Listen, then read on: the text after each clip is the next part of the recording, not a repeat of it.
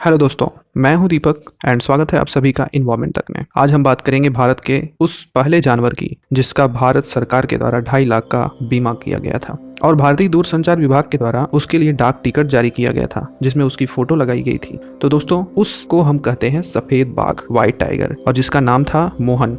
उस टाइगर का नाम मोहन था और इसके याद में मध्य प्रदेश में मुकुंदपुर सफारी भी है और ये रीवा शहर में है। ठीक है, दुनिया भर में आज जितने भी सफेद बाघ हैं उन सभी का वंशज या पूर्वज मोहन ही है, मतलब कि जो मुकुंदपुर का पहला व्हाइट टाइगर था। यहीं से इसकी प्रजातियां पूरी दुनिया में विस्तृत हुई। तो व्हाइट टाइगर की कहानी बहुत ही रोचक है, बट उसके साथ साथ इस कहानी को कंटिन्यू करने से पहले हम आपको बाघों के बारे में कुछ जानकारी देना चाहेंगे। तो शुरुआत करते हैं विश्व बाघ दिवस से। विश्व बाघ दिवस जो है 29 जुलाई को प्रतिवर्ष पूरे विश्व में मनाया जाता है। दरअसल विश्व भर में बाघों की जो प्रजातियां हैं वो विलुप्त होने के कगार पे हैं। बाघों की संख्या दिन ब दिन घटती जा रही है, शिकार की वजह से और इनका जो क्षेत्र है वो कम होने की वजह से। पेड़ पौधे काटकर आप जंगल को कम कर दे रहे हैं, जिससे इनके क्षेत्र में कमी आ जा रही है और ये शिकार सही से न कर पाने की वजह से भी मृत हो रहे हैं और शिकार भी इनका हो रहा है। तो जो विश्व बाघ दिवस है वो इनके संरक्षण के लिए, इनको बचाने के लिए ही मनाया जाता है। World wild life fund WWF की रिपोर्ट के मुताबिक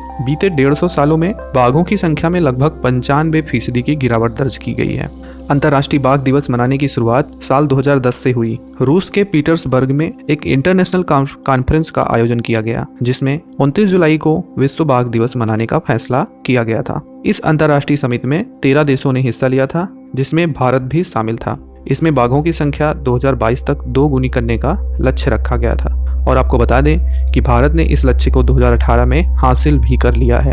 2018 में भारत में बाघों की संख्या 2968 आंकी गई, जो कि 2010 में 1706 तक ही सीमित थी। अगर हम पूरे विश्व की बात करें तो 2016 की रिपोर्ट के मुताबिक यह 3890 के आसपास थी। मतलब पूरे विश्व भर में बाघों की संख्या का 70% भारत में ही है। सरकार का कार्य बहुत ही सराहनीय है। उम्मीद है यह संख्या आगे और भी बढ़ेगी। अब लौट आते हैं सफेद बाघों पर, व्हाइट टाइगर। तो ये एक दुर्लभ प्रजाति होते हुए भी इनको किसी अलग सूची में अभी तक नहीं शामिल किया गया है। ये जो सामान्य बाघ हैं या टाइगर हैं, जो भी आप कह सकते हैं, जो सामान्य टाइगर हैं उन्हीं कैटेगरी में अभी इनको रखा जाता है। माना जाता है कि ये जो व्हाइट टाइगर की प्रजाति है ये रॉयल बंगाल टाइगर की ही प्रजातियों में से है। ये आप कह सकते हैं ये रॉयल बंगाल टाइगर की सब कैटेगरी में आती है। दुनिया में पहला सफेद बाघ रीवा नरेश को मिला था, तब वह एक शावक था। रीवा के महाराजा मार्तंड सिंह शिकार के बहुत शौकीन थे।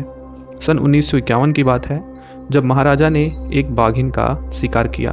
उसके साथ ही 3 शावक थे और उस समय ऐसी प्रथा भी थी कि राजा अगर बाघिन का शिकार करे तो उसके साथ उसके शावकों का भी शिकार करना होता था। इसीलिए राजा ने 2 शावकों को तो मार दिया था, पर उनमें से एक सफेद था जो राजा को बहुत पसंद आया। तो राजा ने उसे अपने साथ घर ले जाने का फैसला किया और उसे अपने साथ ले आए। उसका संरक्षण किया और उसका नाम मोहन रखा। यह बाघ राजा को बहुत प्रिय था। वो उसके साथ खेलते थे, उससे प्रतिदिन मिलने जाया करते थे और मोहन भी राजा को अच्छी तरह से पहचानता था। राजा उसके साथ फुटबॉल खेला करते थे। ऐसा माना जाता है कि मोहन रविवार को मांस नहीं खाता था, तो उसके लिए उस दिन दूध की व्यवस्था कराई जाती थी। फिर मोहन के ही द्वारा और भी सफेद बाघ हुए। सन 1960 में अमेरिका के राष्ट्रपति ने भी मुकुंदपुर से एक सफेद बाघ को खरीदा था और इसी तरह पूरे विश्व में सफेद बाघों की संख्या धीरे धीरे फैलती चली गई।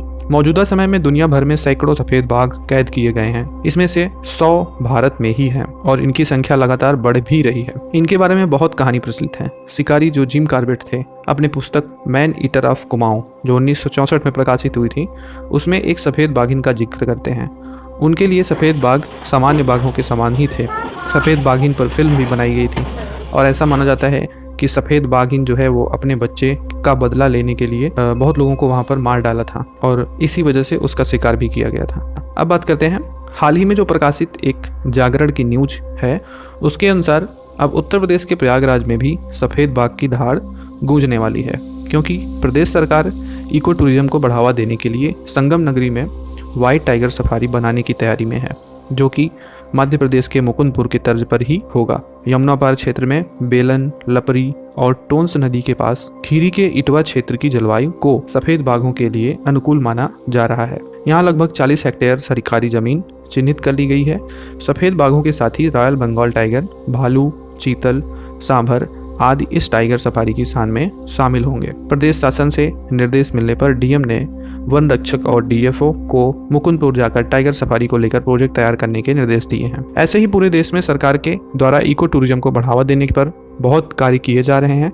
अतः हम सबको भी चाहिए कि हम भी अपने पर्यावरण का ख्याल रखें, आसपास अधिक से अधिक वृक्षों को लगाएं और अपना योगदान दें। इससे आने वाला हमारा भविष्य बहुत ही सुरक्षित होगा। तो ऐसे ही रोचक महत्वपूर्ण जानकारी के लिए चैनल को सब्सक्राइब कर बेल बटन को दबा लें। यहाँ ऐसी ही जानकारी हमेशा मिलती रहेगी। धन्यवाद। और कमेंट में वीडियो के बारे में अपनी राय जरूर दीजिएगा।